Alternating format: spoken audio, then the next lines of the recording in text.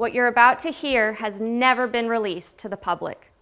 This voicemail was left on the Project Veritas tip line on September 3rd, 2020, which led our journalists to investigate the matter of Ashley Biden's diary, thrusting us into a pivotal moment of history for all of press freedom. Hi there, I'm calling from Florida. My family, their friend who owns a house down here in Palm Beach, was renting it out. I don't know how, but this is a while back. But anyway, a new renter moved in, and Ashley Biden was staying in this room, and they found her diary, all of her clothes, luggage, pills. Anyway, diary is pretty crazy. I think it's worth taking a look at. It's not a joke. It's real. And I'd love to get it into your hands. After years of public speculation and internal deliberation, we are finally releasing our conversation with Ashley Biden about her diary and other possessions. They were abandoned and later offered to Project Veritas. Hi, is this Ashley Biden? This is she. How are you? I'm doing well.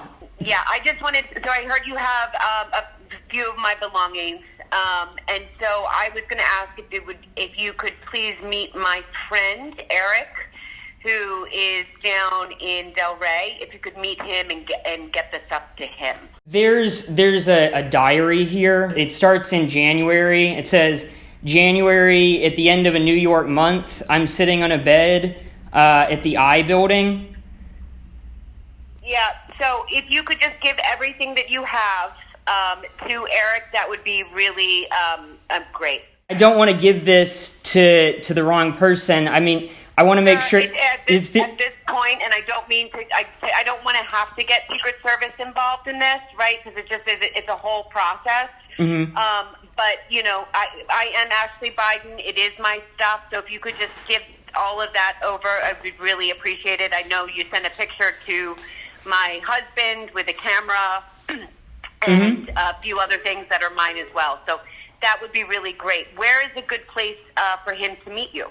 There's also this bag with luggage tags on it. And so is that bag, because there's all this stuff, is that bag yours too, Ashley? Yes, it is. Shortly after the phone call, this October 16th letter was sent from Project Veritas to Joe Biden's presidential campaign, asking the candidate for comment. October 23rd, a follow-up email from our then chief legal officer. And on October 29th, 2020, Ashley Biden's attorney, Roberta Kaplan, finally responded saying, quote, "This is insane. We should send to the SDNY."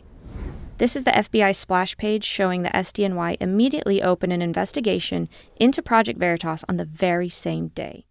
And on November 8th, 2020, Project Veritas returns all Ashley Biden's abandoned items, including her diary, to Florida local law enforcement.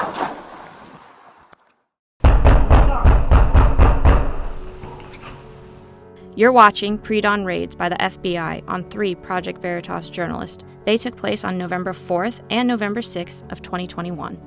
I'm sorry, so what is this regarding? This is the search warrant. Just open up. Let me see your hand. Let me see your hand! My hand's No, what I'm trying to say here is within your right to. Just once again, for our safety and for yours, we're going to have to sit with you. Yeah.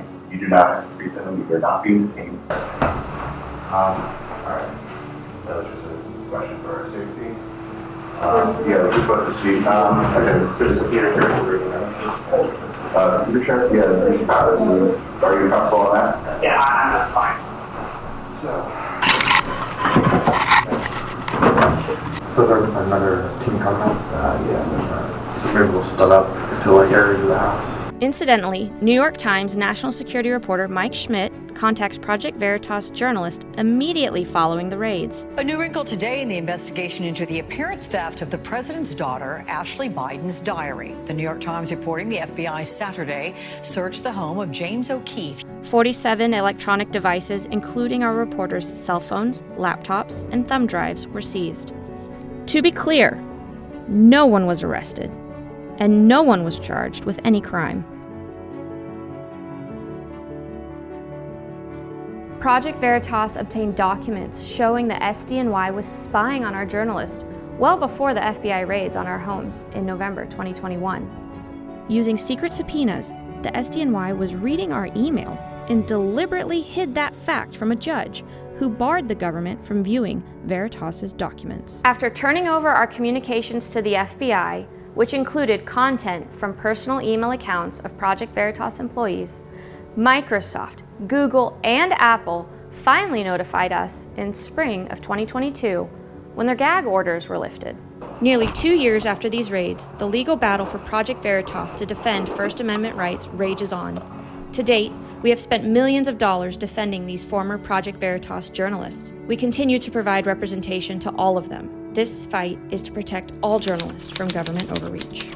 If the Department of Justice continues to go unchecked, then our reality of unconstitutional raids, intimidation, and secret subpoenas will cripple any journalist daring to engage in actual journalism. Among the evidence we found of the DOJ trampling on our rights as journalists includes politically motivated spying into journalist news-gathering activities, disparate treatment of the press by the Trump DOJ and the Biden DOJ, evidence that the DOJ plays favorites with press entities, including the New York Times. Under the Biden DOJ, Project Veritas received no warnings about the secret subpoenas and search warrants of journalists' devices, both personal and professional. Meanwhile, in a similar case, the DOJ allowed Google to alert the New York Times they were coming for email accounts of 4 Times reporters. This allowed the attorneys for the Times to fight the demands for journalists' emails. Eventually, the DOJ dropped their demands. Just last month, we learned that the Biden Justice Department targeted Project Veritas, a news organization specializing in undercover journalism. Project Veritas was subjected to an extensive investigation by the FBI, including having its emails seized on Microsoft servers. We should all support this legislation and the important protections it provides for journalists. There's a reason why the founders chose to enshrine freedom of the press in the First Amendment to the Constitution.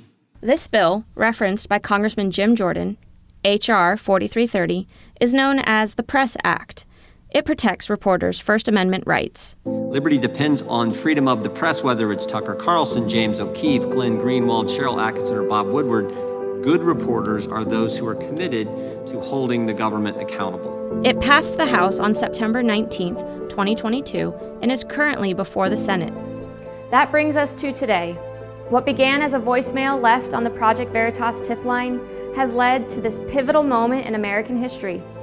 We're not only up against the power of the federal government, but also the corporate media infrastructure that exists to support it. Project Veritas will never shy away from exposing the truth to the American public. Our job is never done. Stay tuned.